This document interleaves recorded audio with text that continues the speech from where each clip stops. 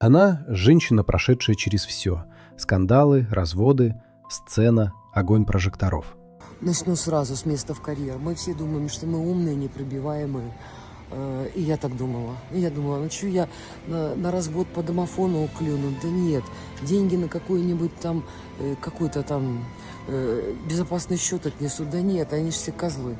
Еду сегодня к зубному врачу. Понятно, что телефон по работе.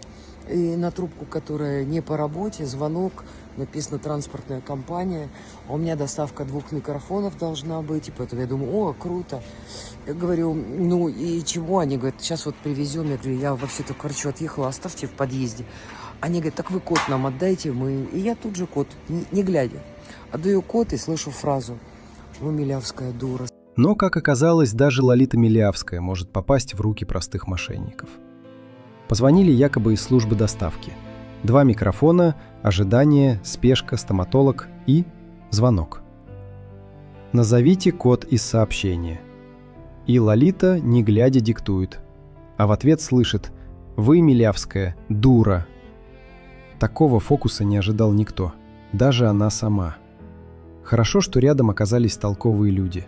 Поменяли пароли, заблокировали имущество, остановили лавину последствий. Мошенники становятся все хитрее. И если звезды с тысячами подписчиков все еще верят голосам по телефону, что говорить о простых людях?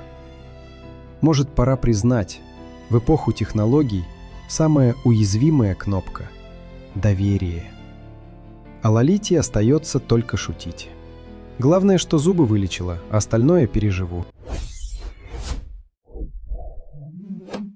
Как не попасться мошенникам в 2025 году? Злоумышленники все чаще воруют аккаунты на госуслугах. Мошенники от лица операторов связи предлагают продлить договор на обслуживание номера телефона. Затем отправляют СМС с кодом якобы для активации номера. На самом деле эти цифры – ключ к вашему аккаунту. Ни в коем случае не называйте его незнакомцем. Еще один популярный развод – ложные аккаунты руководителей в мессенджерах. Через них жертву убеждают, что скоро ей поступит важный звонок, который нельзя игнорировать. Затем мошенник пытается выманить у человека деньги или конфиденциальные данные. Третий по популярности способ мошенничества – фальшивые звонки из ведомств. Аферисты, представляясь сотрудниками ФСБ, сообщают о незаконных махинациях с банковским счетом. По их мнению, вам срочно нужно перевести деньги на защищенный счет в Центробанке или взять кредит. А далее все деньги они переводят на свои счета. Будьте бдительны и осторожны. Предупредите пожилых родственников. Они в зоне риска.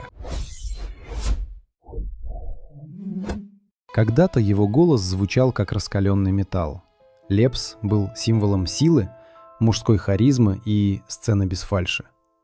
Но теперь другой кадр. Владивосток. Концерт.